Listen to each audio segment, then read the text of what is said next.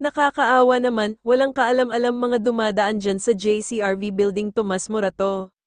Bandang 4:30 PM nagulat na lamang mga tao doon nang may marinig silang malakas na dagandong na tila parang may bumagsak na poste. Akala namin ay may nabagsakan itong sasakyan, napag-alaman namin na ang bumagsak ay palitada mula sa mataas na palapag ng isang building. Tinamaan nito sa ulo ang dalawang mag-aaral na naglalakad habang pauwi galing ng paaralan.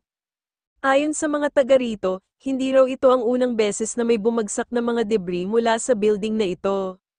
Sino ang may-ari ng building? Ngayon, kilalanin natin ang isang personalidad na mula sa dalawang makapangyarihan at kilalang pamilya sa Pilipinas, ang Romualdez at Velez. Siya ay walang iba kundi si Juan Carlos Romualdez Velez, o mas kilala sa pangalang John Velez. Ipinanganak noong ika-25 ng Nobyembre taong 1968, si John ay ang kaisa-isang anak na lalaki ni na Carlos Bob Ong Velez, kilalang sports at TV executive, at Cindy Romualdez Velez, mula sa prominenteng pamilyang Romualdez na kilala sa larangan ng politika at negosyo. Mayroon siyang dalawang kapatid na babae, sina Cristina at Clarissa.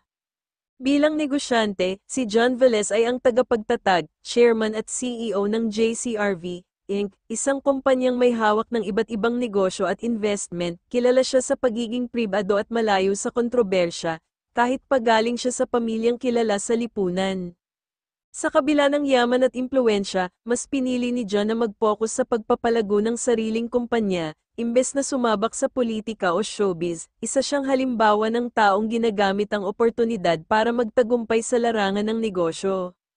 Galing kasi si John Velez sa pamilyang Romualdez sa panig ng kanyang ina, Cindy Romualdez Velez. Ang pamilya Romualdez ay malapit na kamag-anak ng pamilya Marcos, magpinsan ang mga magulang ni Bongbong at ng ina ni John, kaya sa madaling salita, magpinsang buo o malapit sila sa linya ng dugo.